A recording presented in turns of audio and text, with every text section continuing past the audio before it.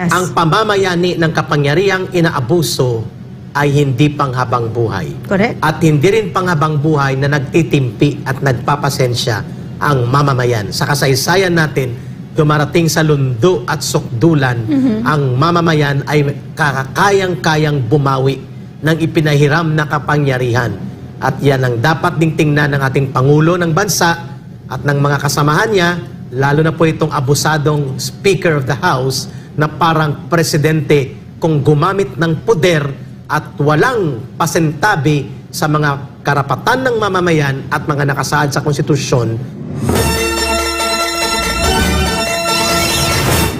Sino yung magtatanong na, Speaker, totoo ba na yung travel expenses mo ay 1.8 billion?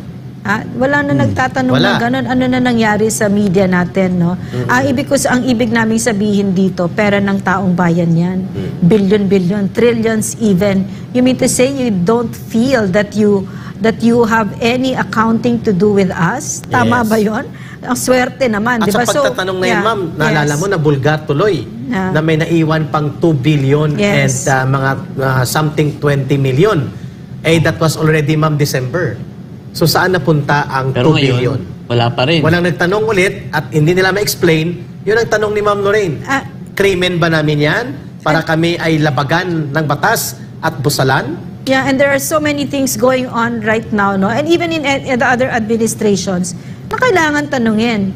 Pwede ba, Mel Leonario, paki-explain yung PCSO na yan? You mean to say, we cannot explain, we cannot ask an explanation from you.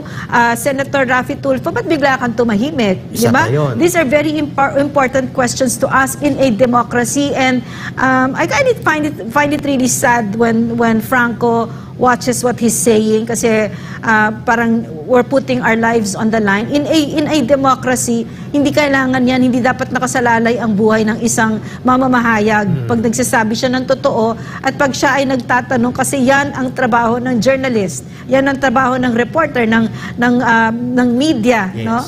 Okay, so agree ako dyan, ma'am. And kaya, hindi niya lang po nararamdaman siguro direkta na kami po ay tumatawid araw-araw sa bingit ng pagkawala ng ating tungkulin at ng ating gawain at misyon ng pagsisiwalat ng katotohanan sa mabuting pamamahala, nation building, sa mga tiwali at kurakot at mga teroristang nagwawasak ng ating bayan.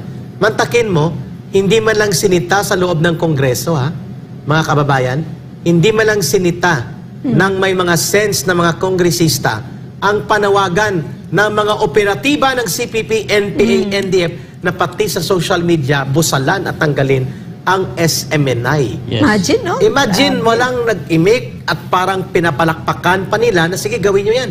Gawin nyo yan. Kampi-kampihan na tayo dito. Iyon po ang ibig sabihin natin. Anong sinabi ni Paduano? Ano yung sinabi niya na parang umaabuso tayo or something umaabuso like that? daw tayo. Kamping-kampi siya talaga dito. Kasi itong si Paduano to, hindi lang to politiko. Ito ay naging bodyguard ng mga politiko at negosyante nang sinipa ito sa NPA. At ito siya ay parang ginawang tirador sa loob ng Kongreso doon sa mga matatapang na mga resource persons. Ito yung binantayan niya tayong dalawa, ma'am. At itong bumubusal kay Atty. Mark Tolentino at kay Atty. Soplico. No? Itong bodyguard dati ng mga politiko at negosyante at ngayon ay nagko-congressman. Alam mo Eric, no? Eric Franco, mga kababayan, yung mga kongresista na yan, and any government official, and even the President, even President Duterte, all of us, sa totoo lang, ordinaryong mamamayan yan. Ordinaryong tao yan. Human beings tayong lahat. Pero pag ikaw ay nasa poder at nagkamali ka, no? At pumasok sa ulo mo yan, at ang lumaki ulo mo at pakiramdam mo, you're above everybody else, ang trabaho ng media to cut you down. Bumaba ka dito, mag-explain ka. Hindi ka special, trabahante ka lang sa gobyerno. Dapat ganon, napakahalaga ng responsibilidad na yan ng media, kasi a government official with a lot of resources na wala ng prinsipyo is a very, very dangerous creature to our country. Right, Ma'am Lorraine. At may magandang text message. May mga text messages nga tayo. Thank you, ma'am. Mula kay Lacel. Huwag po kayong mag-alala, Ma'am Lorraine, ka Eric, Pastor and SMNI, nasa likod po ang taong bayan. Totoo. Alam ko yan. Tatandaan po namin ang mga politiko na yan. Correct. Thank you, Tandaan thank niyo you. yan. Totoo yan, ha? Tandaan niyo yan kasi pumapasok tayo sa isang eleksyon. Yeah. Tandaan niyo kung sino yung mga abusado, arrogante, mga corrupt na ayang pakiramdam nila, wala silang kailangan i-explain sa atin. Yeah. Tandaan niyo yan at responsibilidad natin na wag na silang makakabalik dyan kung saan nila na naman tayo ay pwedeng saktan. Yes, another, very good. Yes, ito po mula sa YouTube live televiewers po natin to ka Eric, Ma'am Lorraine. Weng D. God forbids if ever masara nila ang SMNI totally kahit sa social media. That would be the darkest moment in the Correct. Philippine history.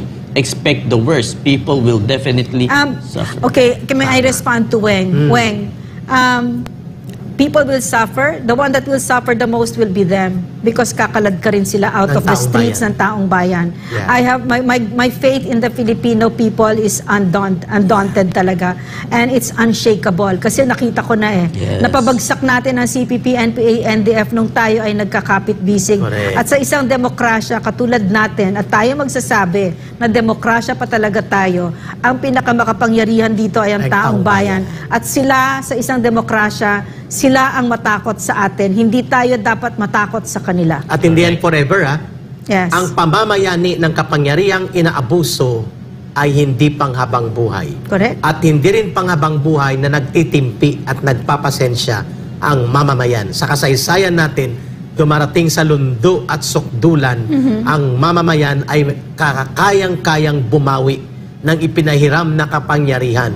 At yan ang dapat ding tingnan ng ating Pangulo ng Bansa at ng mga kasamahan niya, lalo na po itong abusadong Speaker of the House na parang presidente kung gumamit ng poder at walang pasintabi sa mga karapatan ng mamamayan at mga nakasaad sa konstitusyon. At kung bawat hindi nagustuhan na maririnig dito sa SMNI, ipatawag ka agad. Hindi kayo may-ari ng Ipa-congress ka Pilipinas. agad. Hindi kayo Correct. may-ari ng Pilipinas, okay? May katapusan. ang Ano to, inyong bayan hangganan. bayan ito ng mga magigiting at malalayang Pilipino. Correct. Ma'am Lorraine. At, From Agapito. Ito, mula naman kay Agapito Magali. Oy. Kahit DSWD, di alam ang gagawin sa 26 billion na inilagay sa kanila. Para sa mga congressman ba yan? Nagtatanong lang ha, huwag kayong pikon. Baka ipasara. ipasara Yung tindahan. Tindahan ko! tindahan niya. Tama. Huwag naman yung tindahan niya. Dagdagan natin ang binanggit ni Agapito, pati po ang COMELEC ay nagtataka. Bakit sila nilagyan ng 14 billion na hindi naman nila hiningi for referendum? Itong 26 billion na ito, Eric, ano yan? Yan yung sa Ito AKAP. yung sa AKAP. Hindi alam ng DSWD para Meron saan. yan. Yun pala, nakakahiya. parang racket syndicate ba? Sindikato na operation. Walang kahihiyan ito. Na hindi mga- nila kayang igastusin ng harap-harapan, idadaan nila sa cover.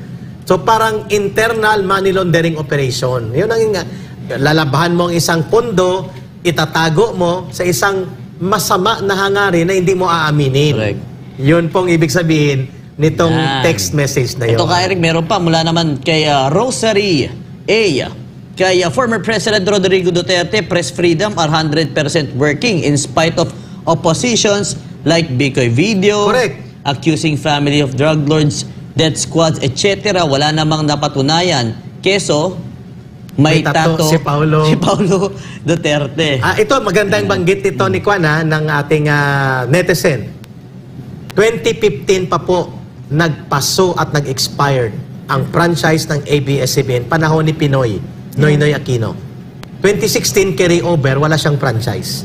Walang batas, expired. So ang nagbibigay ng kanyang operation, hold over lang, at temporary, NTC, directly under the office of the President. For more than 5 years, ni isang order from Duterte na ipasarado sila by cutting off through the NTC ang kanilang bogus na pag-exist dahil walang batas na may franchise ang ABS-CBN, hindi ginawa ni Rodrigo Duterte.